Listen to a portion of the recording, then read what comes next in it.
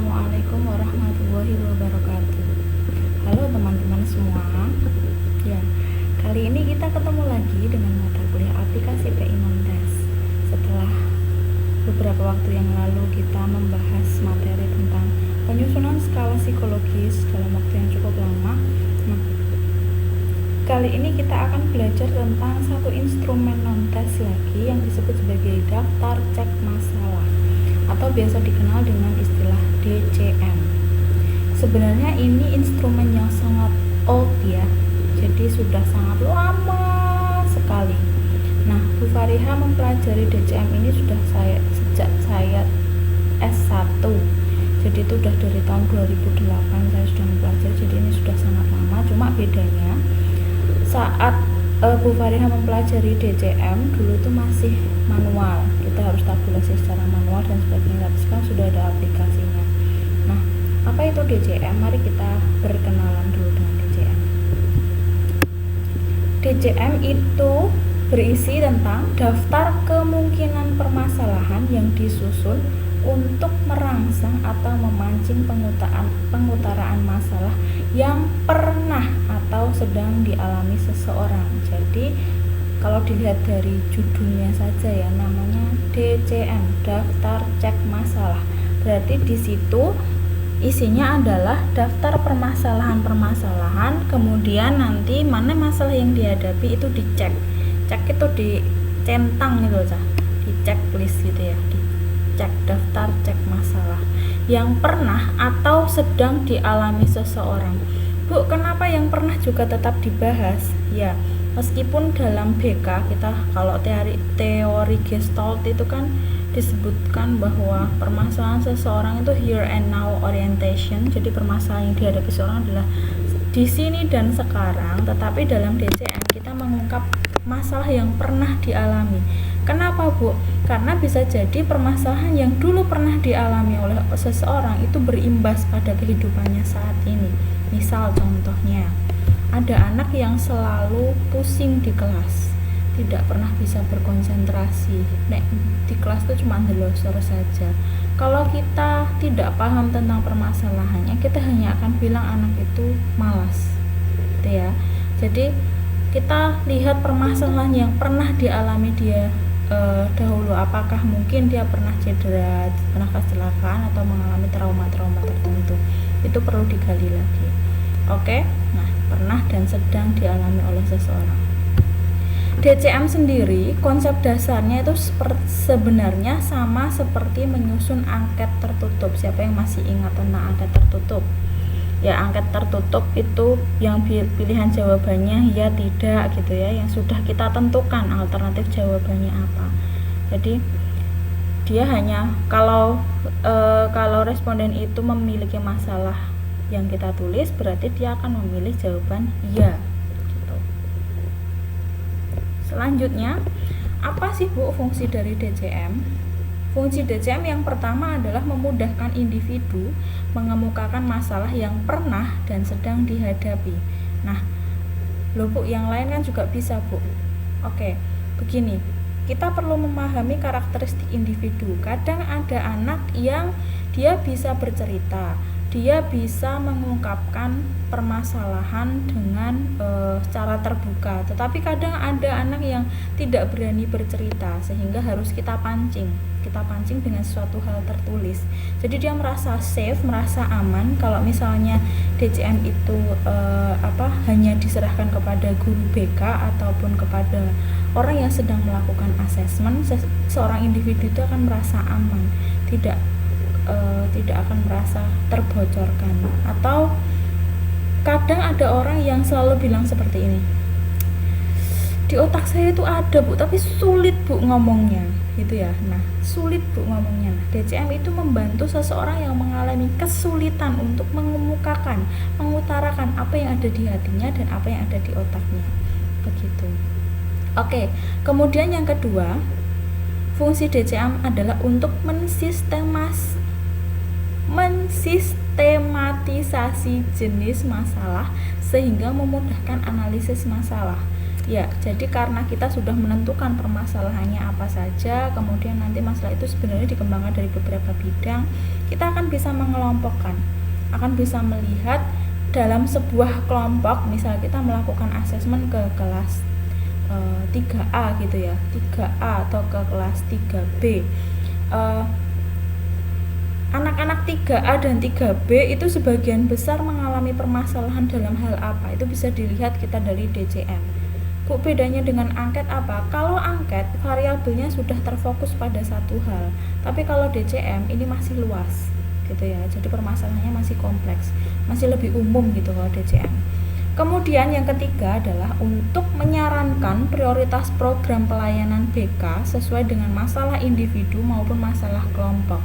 Ya, ini berkaitan dengan mata kuliah BK pribadi kalian. Jadi sebelum menyusun layanan atau program untuk individu, kita perlu tahu dulu hasil asesmennya. Permasalahan seorang individu itu apa sih?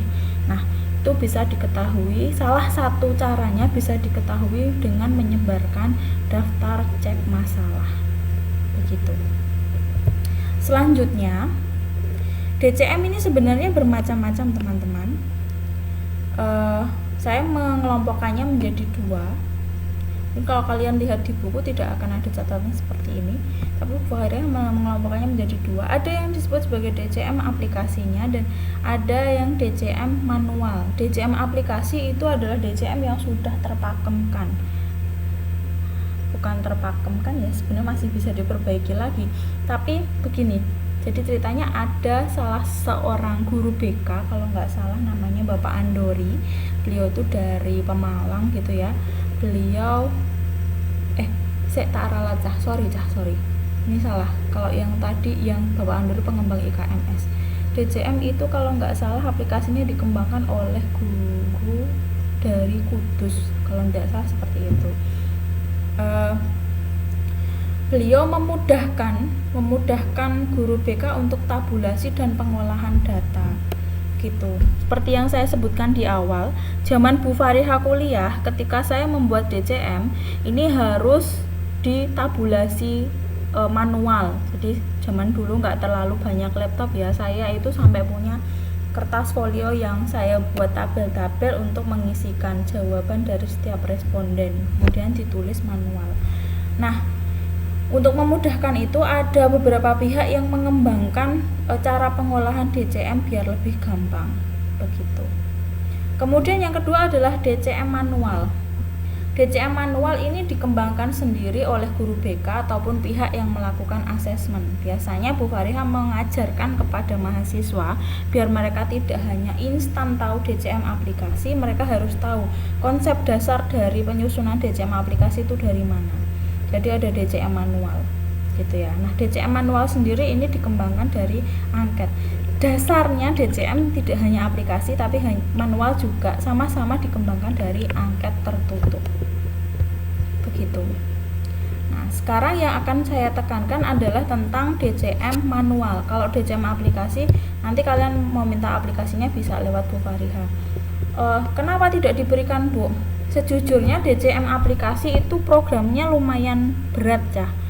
Jadi dia itu sebenarnya hanya berbasis Excel tapi ngelotnya lumayan lama gitu ya. Kalau kalian butuh nanti bisa ketemu sama saya langsung untuk bisa ngopi DCM aplikasinya. Tidak saya upload di Google Drive, tidak seperti yang kemarin SPSS, karena saya khawatirnya ini melanggar hak cipta ya. Kalau kalian tersebar di internet. Kalau misalnya kalian bisa dapat DCM aplikasi yang dimaksud Bu Farihah seperti apa sih, barangkali ada orang yang sudah pernah menguploadnya, nek mau download ya monggo silahkan saja. Oke, kembali lagi ke DCM manual. Nah, yang pertama, DCM manual itu dikembangkan dari konsep dasar angket tertutup ya. Kemudian yang kedua, jumlah butir itemnya tidak dibatasi. Oh ya, sebagai wacana teman-teman, dalam DCM aplikasi jumlah butirnya itu ada 250.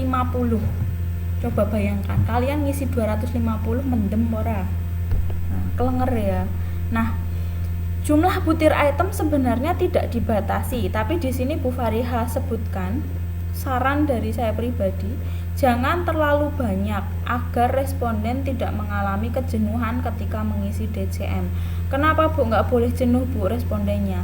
Nanti kalau respondennya ngisi DCM-nya dia dalam kondisi jenuh, akhirnya dia akan ngisi asal-asal saja.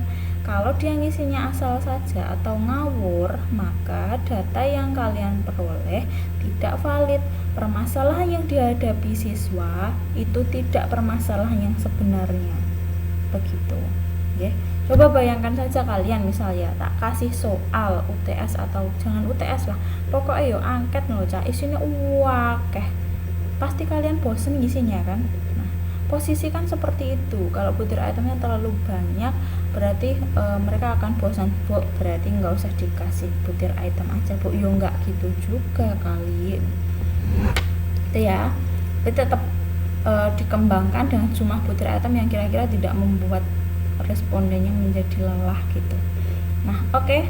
Kemudian yang ketiga adalah DCM manual ini nanti disusun berdasarkan hasil identifikasi dari permasalahan yang mungkin dialami oleh seseorang pada golongan usia tertentu. Bu, kenapa ada dikasih pada golongan usia tertentu? Iya. Jadi begini, kalau kalian bikin DCM, bahasa yang kalian gunakan adalah bahasa untuk anak SMP, kemudian atau permasalahan-permasalahannya juga permasalahan anak SMP, kemudian kalian sebarkan kepada mahasiswa, kira-kira pas atau tidak? Enggak kan? Nah, demikian halnya kalau misalnya kalian membuat DCM, kemudian dengan jenis permasalahannya itu masalah cah kuliah, misal kayak gini, saya malas mengerjakan skripsi, kepengen cepat lulus tetapi nggak ada motivasi untuk bisa menyelesaikannya. Itu kan permasalahan anak kuliah. Kalau misal kalian sebarkan DCM-nya nanti ke siswa SMA ataupun siswa SMP, yo nggak pas. Begitu. Jadi ketika kita menyusun DCM, sesuaikan dengan respondennya, golongan usianya berapa. Kalau misalnya kalian mau membuat DCM yang akan disebarkan kepada orang-orang dewasa lanjut, berarti jenis permasalahannya adalah permasalahan-permasalahan yang dihadapi oleh orang-orang golongan usia dewasa lanjut. Begitu nggih, teman-teman. Nah, sekarang begini. Di dalam PK itu ada beberapa bidang ya. Biasanya kita bisa mengenal bidang pribadi, sosial, belajar, karir, agama, dan keluarga. Nah, dari setiap bidang ini pasti ada permasalahan. Ya, pasti ada permasalahannya. Contohnya apa, Bu? Misal bidang pribadi, kalian bisa menyebutkan saya merasa tidak pede dengan kondisi fisik yang saya miliki. Itu masalah nggak? Masalah. Belajar, tidak bisa berkonsentrasi ketika belajar harus disuruh, misal gitu ya, itu masalah ya. Karir, khawatir jika nanti setelah lulus tidak dapat pekerjaan, contoh permasalahannya seperti itu. Oke, nah sekarang Bu Fariha akan menunjukkan